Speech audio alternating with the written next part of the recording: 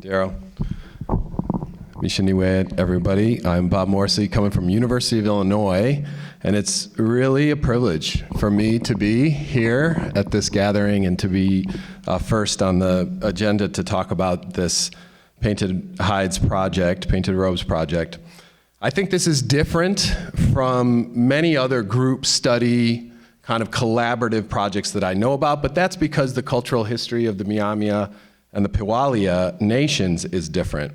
I mean, I know it's very well known here in this room, but these, I'll just say it out loud, these two groups, the Myaamia and the Peoria, over the past 2 generations, I think are on really the most extraordinary trajectory of cultural reawakening that I know about anywhere. And Reclaiming Stories, our project adds a chapter to that trajectory, a chapter around a distinctive art form at the center of old Myaami and Peoria culture. So it's my pleasure and privilege to sort of kick this off.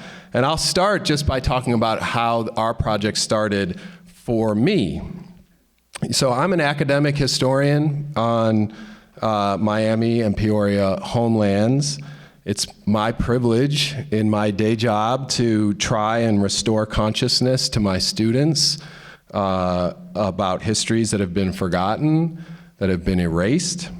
And about 6 years ago, I was finishing work for a book, and I was looking through my notes, all right? And I realized there's a theme in my notes, and I was super interested in this theme, but I knew only a little bit about it.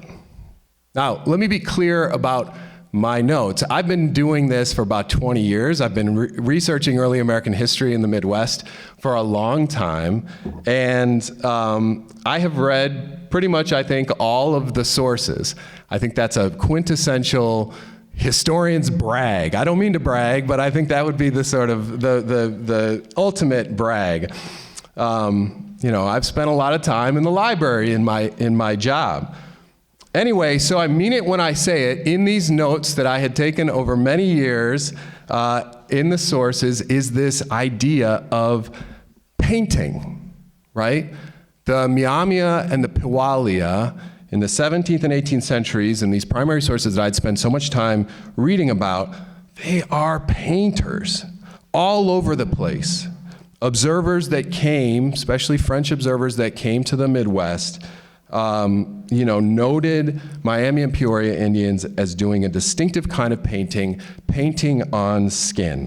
So, you know, observers like Jacques Marquette in 1673 talked about painting on bison.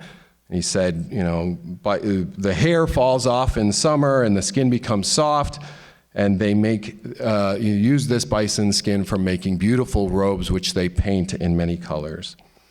William Bartram down in New Orleans wrote similarly about painted hides from Illinois and Myaami makers that he saw in 1771, speculating that the designs on them might have been like hieroglyphics or mystical writings, right? Thomas Jefferson had a delegation of Kaskaskia visit him in 1781, and he was gifted a number of these painted hides, and he said, "I'll always keep these hanging on the walls in remembrance of you and your nation." Other eyewitnesses in the, you know, the sort of primary source record also gave us accounts of this. Alexandre de Batz in 1735 made this really iconic painting of indigenous Illinois people, you know, how they painted and tattooed their bodies. The Jesuits, right, even had a word for this art of hide painting, of skin painting, painting on skin, tattooing, painting on animal skins. They called it meemeehšhkia or meemeehšhkia. They seem to have invented probably that word. It's a complicated etymology. It's not an indigenous word probably, and it's certainly not an indigenous Illinois word. But in their missions among the Peoria and the Myaami, the Jesuit priests defined this concept of skin painting using that idea of meemeehšhkia in like 100 different contexts, in like 100 different ways. So the historic sources make clear that this was a big part of Myaami and Peoria culture in the distant past. Meanwhile, we know many know about these painted hides, these 4 hides that reside in the collections of the Musée du Quai Branly in Paris. Probably the oldest examples of this painted hide art anywhere. And so, you know, I wondered, kind of as myself, I kind of wrote about this as a historian, pondering the evidence. At one point, I sought George's help on some of my writing, and Cam and David reached out to the Myaamia Center. What did the Miamis know, right? We started a conversation. We reached out to Liz Ellis at the Peoria tribe. What did the Peorias know? Charla and Julie soon joined our project, Burgundy and Wes, and then a whole list of others. And we really started gaining momentum. And at one point, I started wondering aloud in some of our meetings. We started just by meeting over Zoom, and I started wondering, could we take this to the next level, right? There was a grant available from the Mellon Foundation. The idea was to take resources from academic institutions, put them in support of tribal priorities. So that's where the project really started. We proposed a project to send Miami and Peoria artists, cultural leaders, and interested members of the communities to Paris to reconnect with those old hide paintings in those collections, in effect to make a new opportunity for a special kind of reclaiming. But what I want to stress about this Mellon grant, it gave us the opportunity to do something that as a historian I definitely was not really expecting, and that really has transformed me, and that I am super grateful for, to have been a part of. I think this is more or less a conversation that George and I had at the start of this. I did not know, could not have dreamed what was coming. The shape of this project has only been a little bit about what, where it kind of started in my experience, which was history. The shape of this project has mostly been about revitalization, right? Not history. So I don't really need to summarize this for this audience, but just very briefly to appreciate this trajectory that I mentioned earlier of revitalization, right? Before colonialism and through colonialism, Miami and Peoria people, indigenous people of the Midwest, they were superlative. We can celebrate their history through the 18th century as tremendous shapers of events. The 19th century brought different times, and it's a story of survival through loss, removal, termination, survival through colonialism and dispossession. And then this next chapter, right? The history lesser known that I have been lucky to try to teach to my students. It's lesser known to non-Indigenous Americans, that chapter of revitalization. Beginning with language revitalization, but it doesn't stop there. Place and homeland, traditional ecological knowledge, time, cosmology, ways of knowing history, storytelling, community knowledge, and of course, art. And it's in that context, revitalization, that reclaiming stories really enters the picture. So we won our grant from the Mellon Foundation, and we are super grateful for that. The centerpiece of our proposal was to reconnect Miami and Peoria cultural leaders, artists, to these old collections in Paris. So the primary purpose was to make an opportunity for travel and work towards some exhibits, but that was only part of it, right? Importantly, this would not be just about research trips. This would be about practice. So I just want to share very briefly the outline of some of our activities before handing it off to Burgundy and Wes and to George to talk about this. In 2022, we started with a workshop in Miami on hide painting, led by the extraordinary curator and material culture specialist Michael Galbin from Ganondagan Cultural Center, and the Seneca knowledge keeper Jamie Jacobs. I think at that workshop, we had the first time in generations that Miami and Peoria people were practicing this craft, this art, there in Miami. And then we followed that up in summer 2023, this past summer, with a workshop on hide tanning led by Shawnee artist and just amazing teacher, Jeremy Turner, who is here with us. Along the way, there have been community-facing exhibitions. First one made by the Miami Tribe Museum, Megan Dory, Morgan Lippert, doing great work on that. And the second one now on view here at the Carol and Richard Cox Museum of Art, which you should check out. As an outsider and as an academic, this has been an extraordinary journey to watch. But I want to conclude with one last thought about another extraordinary part of the project before turning it over. Just showing you some pictures behind me of the second learning lab where we were doing the tanning. Anyway, just to speak a word about the museums, or the museum in Paris, that has been a focus of this project from the very beginning. Of course, these collections have been studied in many different ways. There's a long and deep scholarly tradition around these objects. Curators and art historians have written books about this material. But as interesting as that scholarship has been, very frequently that academic research has ignored indigenous knowledge. As it happens, we got lucky in this connection because just as we were starting our project, the French Museum began a new initiative around these collections with a new team of curators. And their methods are different from previous curators, where previous curators really ignored indigenous voices. Now this new team tries to center them. So that's another piece that I know George may talk about this in just a second. There may be a lot of things that are unknowable about some of these old materials, but what is wonderful about what this project, I think, has produced is a new kind of conversation. And I'll just say, again, one more tribute about the creativity of this work, because I have been able to watch and been lucky to watch George, Liz, and Scott sort of build these relationships with these institutions and the people running the new curatorial initiative, and I think it's been really wonderful to see these kind of Myaamia and Peewaalia methodologies brought into that context. So with that, I want to turn it over to Burgundy and West to say a few words.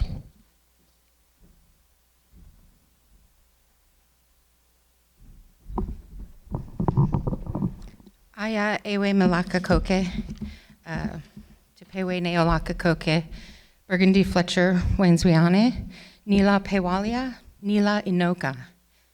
I'm fortunate to be learning what should have been my first language. What I just said was, hello, my relatives. It's good to see y'all. My name is Burgundy Fletcher. I'm Peoria, and I'm Illinois. And that's often not a connection that gets made. I work for my tribe now since last, is anybody else hot in here? There's so many of you. I've worked for my tribe since last January, and I'm the historic preservation specialist. And that's a fancy way of saying I get to be in federal and state spaces arguing about who we are. So, I didn't expect to be up here. I expected to be over there, so I'm a little nervous. Bear with me. I was told to tell you what this means to the Peoria Nation. So the first is reclaiming this art form of our relatives, knowing that these robes exist, which we didn't, excuse me, and some of us still don't, where they are. Being able to see them in person, as Bob said, some of us have already made the trip to Paris to see them, where they've been stewarded for hundreds of years. Another thing is learning over the last couple of summers during the workshops, the actual process. I didn't get to hunt anything. I think George did that, but we did we did get to skin and flesh, and I know Jeremy's here, and some of these terms, I'm like, oh, is that the fleshing part, or is that the scraping part, the stretching? But reconnecting to our relatives, which are even the animals that, donate and give to us in that reciprocal relationship. One thing that's important to me that I almost never get to talk about is the critical and valued contributions of women and queer folks in our communities who have been erased. If anyone wants to talk about that, I'm always so down, but there's never enough time. But yeah, those folks get erased today, even labeled as different. And when I read about some of our chiefs gifting to Thomas Jefferson, I think that was already mentioned, but this is my wife, my wives did this on our behalf. And that the other thing is that relationship, nation to nation, even how we thought about ourselves as a people, the value and the respect and that we showed others, and reclaiming that for our citizens today is one of the biggest. Thank you. Newe.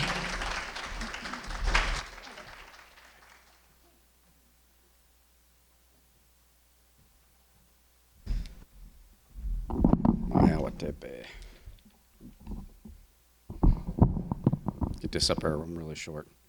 Aya ewe malaka koke, uaha tepewe ne olaka koke, Tosan Waynes Wayane, Nila Enocha, Peewaalia, Che Peewaalia Tawenge Lepongia. Hello, all of my relatives.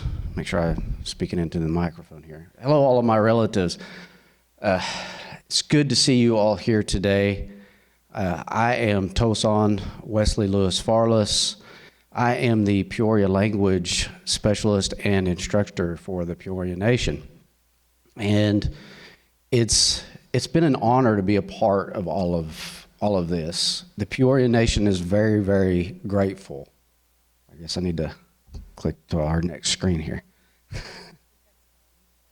No, it's okay. There we go. Myself, speaking for the nation, we want to say all of the importance and the gratefulness and the thankfulness of being to be able to be a part of this wonderful, wonderful project.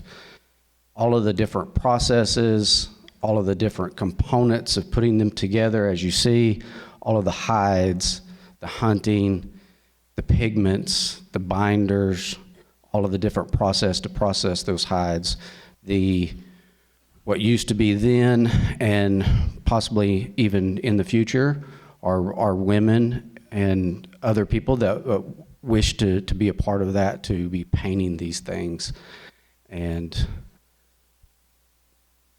putting together all these beautiful, unique designs that are unique to us, to the Peorias and to the Myaamia and all of that. We're really grateful to be here in the Myaamia lands to talk about a lot of this. We're really, really grateful for the Myaamia relatives, Bob Morrissey, and everyone that's been involved in every step of the way of this Minohsayaki project. And just couldn't say it enough on the importance of every step that goes along in not only this project, but all of the painted hides. Bringing all of that knowledge back, being able to gather it all together, being able to teach it in the future, being able to come together as a community, not only as a Peoria community, but to the Myaamia community, but our communities together again, how we always have been, our relatives together, being able to do these projects, bringing this knowledge back, teaching it back to our relatives, our families, our nations. It's very, very important. So, Missionewe, ewe malang, ewe ngeonge, to the Myaamia Nation, to Bob Morrissey, and everyone that was involved with this project. So I'll pass it off to George now. Meeehšhkia, everyone. Meeehšhkia.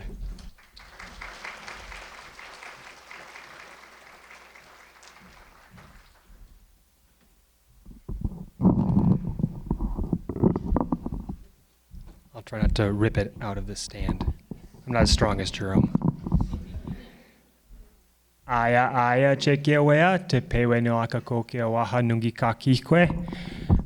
Meemeehšhkia ne he cha chainsa wens wiane. Nila Myaamia me Tosania ne he mekimwane waha Myaamia nipwa yonakaninge. Myaamia mishdipwa nakaninge. Hello, my relatives, echoing everyone else who has spoken before me. It's very good to see all of you here today. My name is George Ironstrack, or Little George, I'm oftentimes called in my community. Big George is out here somewhere watching me. It's good to see all of you here today, as everyone has said. I work here at the Myaamia Center. I have the honor of working for my people there, and I've been here since 2008, but I also was very lucky to be here as a graduate student in the history department. So very much appreciate everything the university has worked on with our people. My part of the presentation is to talk about our trips to meeehšhkia, to Paris, to the place of the French people. But I just want to start by reiterating a couple of things about impacts for our people. I think the thread of relationships, I hope, is coming through all of the speakers in this panel and probably the previous ones as well. And I really recognize how this project is bringing us together with our Peewaalia relatives in a way that feels very positive and in some cases new, for me anyway. And I'm really enjoying that work. So these are, relationships that have existed for generations, for hundreds of years, but they need to be renewed over time. And so as we connected with Michael Galban and Jamie Jacobs from Seneca Country, it was very interesting to not just learn knowledge about hide painting from them and about iconography, but also information about relationships over time. And to stress that the Myaamia and the Seneca and the Peewaalia and the Seneca, we have relationships that date back to prior to European arrival. And as we interconnect around art forms, we're also reconnecting and renewing diplomatic relationships and talking about pasts that are intertwined in sometimes positive and sometimes, to be honest, negative ways. But that as communities, it's very important to recognize that it's not just about individuals sharing knowledge, but about communities connecting. So that's sort of a new relationship that's been furthered by this work, and there's lots of old relationships that have been regenerated or reinfused with work. And so we've already mentioned the Richard and Carol Cox Art Museum. The Myaamia Center and the Myaami tribe has worked with them. I think the first exhibit we did was in 2003, so a long time we've been working with our great partners there. And so to continue to advance that work with the exhibition that's on display right now on Minohsayaki has been wonderful. And we can't say enough about the work of the team over there. Jason Shaman, who helped me curate that exhibit, and Jack Green, the director of the Art Museum. It's been wonderful. All the staff, of course, there are great. And then Jeremy Turner, who we've known for years in lots of different contexts, a great friend, but to really become more intimately connected through hide tanning, and he also shared with us about tattooing. It's just wonderful to really dive deep into a particular area of his knowledge. And to continue to deepen our relationship with him. So now turning to what I was supposed to talk about here at the end. And I was given permission, don't share this, but I was given permission to run a little bit over. So we've made 2 trips to meeehšhkia so far, both of them in 2023 and the spring and the fall of that year, and we have a third trip, not the last, but just the third trip coming in the fall of this year. And in these trips, we went to visit the collections at the Musée de Quai Branly as well as other locations, which I'll share about. So just really quickly, who was a part of the visits? These first 2 visits focused on the project that Bob Morrissey mentioned, which is an initiative of theirs, so it's separate from the Reclaiming Stories. So they're bringing together multiple tribal partners. So you'll see from the trip there were representatives from the Quapaw tribe, their chairman at the time, Joe Bird, Everett Bandy, who heads up their cultural preservation office, and Carrie Wilson. and then 2 representatives from the Choctaw Nation, Ian Thompson and Ryan Spring. And then from the Myaamia, Scott Shoemaker, Papangama, who's here today, was on the first trip. I was on both trips. And then Mishikanaakwa Logan York, our Tribal Historic Preservation Officer, was on the second trip. And then from the Peewaalia, from the Peoria tribe, Dr. Elizabeth Ellis was on both trips. The folks who hosted us, I really want to recognize the amount of time they put in to really make us feel comfortable there, and to make our stay not just educational and valuable to our communities for knowledge, but also to feel like we're developing a relationship with them and that place. A place that, maybe some of you know this, a place that Indigenous people have been visiting since at least the 1700s. And so it's not sort of new with airplanes that we've been going to meemeehšhkia. Our people have been traveling there since long before, modern day tourism. And so we travel in that space thinking of these long-term visits and long-term diplomatic relationships. So Paz Guerrero Nunez and Leandro Verazon are the 2 main representatives of the Musée de Quai Branly that we've been working with, and they've been wonderful, great friendships. They've invited us into their homes. It's been wonderful to build those relationships. Gilles Havard is a well-known historian of French colonial North America, and his student Jonas Musco is working on processing the map collections that are connected to this project. And then, of course, the many staff that I don't have time to name here today, from the Musée de Quai Branly Jacques Chirac, the Palace at Versailles, the Château de Vincennes, the National Archives, and the National Library. Sorry, my people are from Indiana, so I want to say Vincennes, which rankles the French ear. So where did we go while we were there? We went of course, to the Musée de Quai Branly. That's where we spent most of our time, right along the Seine in Paris. And then we also visited the Palace at Versailles, the Chateau, the Castle at Vincennes, and the National Archives and the National Library. But to the most important part for our work. We were recognized we were there to work on a project with them that was different in scope than ours, but there was a nice Venn diagram overlap that we got to spend right away. Our first day, we walked in and we were like, eyes like kids in a candy shop, going straight into the space to be with these robes, with these Minohsayaki, and be able to be in their presence, to touch them with gloves and without gloves, and to speak our language to them, to talk to each other in our language around them. Was really, really powerful. These are objects that we've been looking at, many of us, for over 20 years in photographs, sometimes even longer. So to be in the room with them was like to be in room with your ancestors, right? That you'd only ever looked at in pictures, but now got to see in person. Something I know many of our relatives who work in National Breath of Life feel when they're looking at and touching the original documents of their ancestors' language. This is another Chingwe or Chingwe robe that is noted because it is blue on it. So we've just been taken to call it the blue Chingwe robe that was on loan from a different museum. It's since gone home to that museum in Bensasson. But you can see some of the beautiful artistry of the designs that Tosan was talking about, us developing a deeper appreciation for. And seeing them in person, of course, is different than the photographs, even these photographs. There's features on them that you just can't see in photo. You have to be in person to see them. They have a depth to them that isn't communicated in 2D. So what was our experience like being present with our ancestors? As I think I've already indicated, it was really powerful. There's so much still to learn from what our ancestors have left us in these beautiful works of art. We know we're just scratching the surface, but it was really powerful. We feel like we've already brought home important knowledge to our communities. But I think, what I would say first is to be able to just be as community members around these objects. We don't really think of them as objects, we think of them as ancestors, where we're left alone with them, right? So it's intimate time. There's not another curator hovering over us, making sure, we don't do this or we don't do that. There's a sense of trust.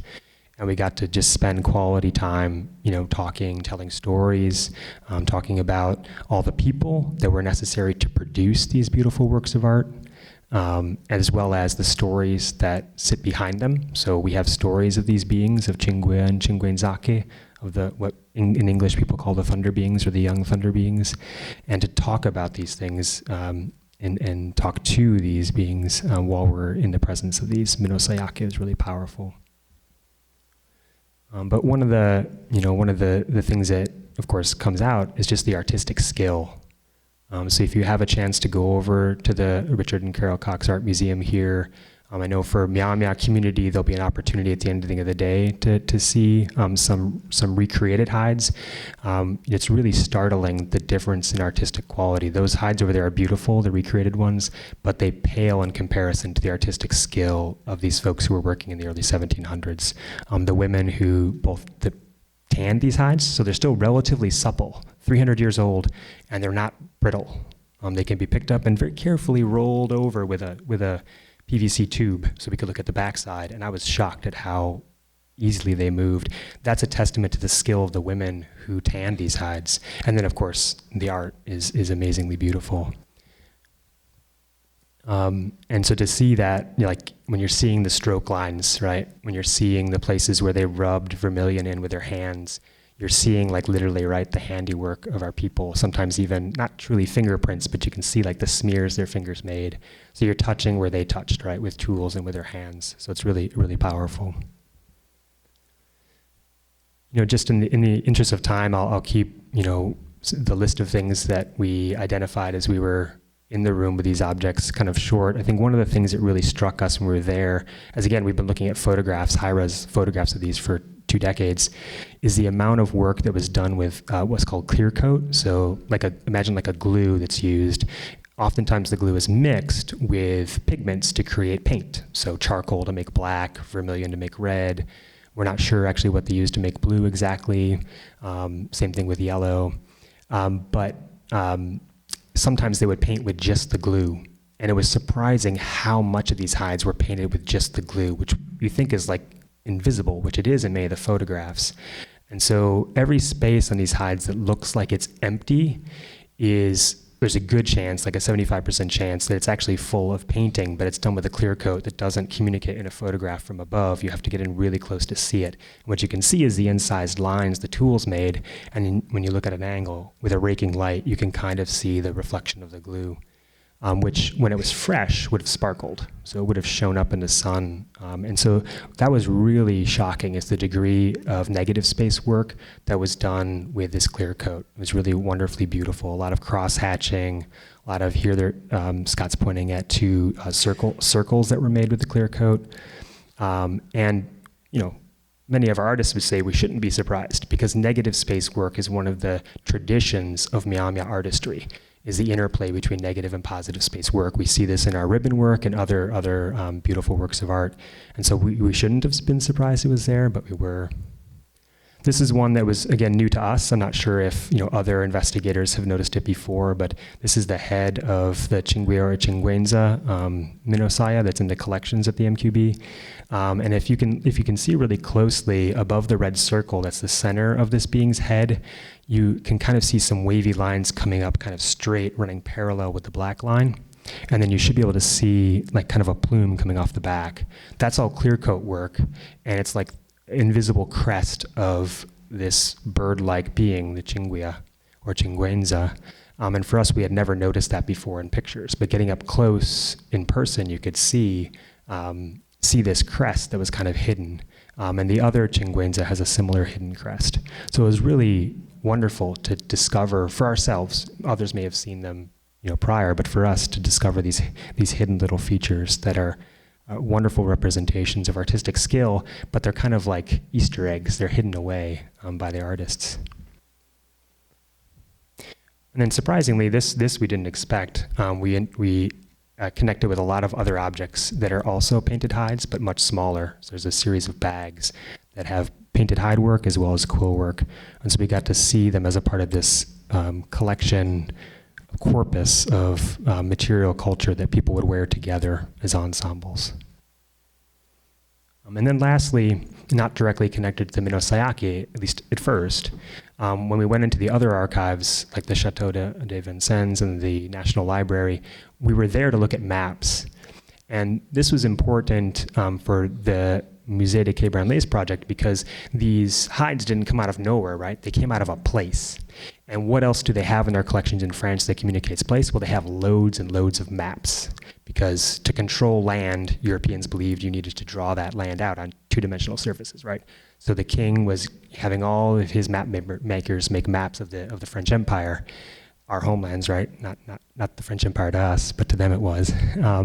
And so we investigated a lot of these maps, which is really interesting, right? Because just like the historical documents that are all full of biases, these maps are too. They're not perfect representations of place, but they're interesting representations of place. And we look forward to exploring them more. But I like to share this image because it became a running joke for the whole group that was traveling, from the Quapaw and the Choctaw too, because the image here, which is I think you can fairly say a poorly drawn bison, or lenazwa, is labeled in French boeuf sauvage, which we crudely translated as savage beef. And that became a running joke for the rest of the trip, as we would say in a fake French accent, boeuf sauvage, and people would just laugh. Of course, it doesn't actually mean savage beef. It means kind of wild steer, right, or wild cow. But it kind of became like a mascot for our trip. So I like to hold it up.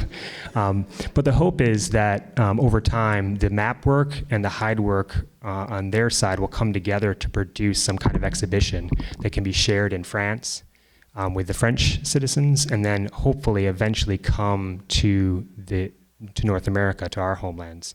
Nothing is certain, but we hope that's a future path, so that the experience we've gotten to have so far of being in the presence of these objects of our ancestors, many of our citizens can have this opportunity to be in the presence of these objects and not just look at photographs of them.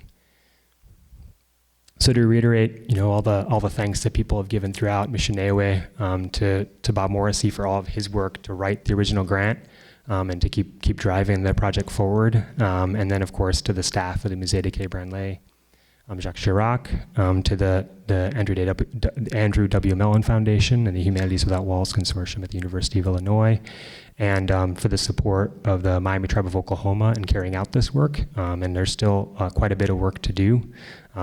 I like to say that what you're seeing right now is a presentation of a work in progress, and where we'll be in 5 years will probably be very, very different. And I hope to be back, maybe 2 Myaamiaki conferences from now with a really good update about surprising directions that we never thought this would go in. So, Michenewe Cheke. Daryl, you want to say anything before we break?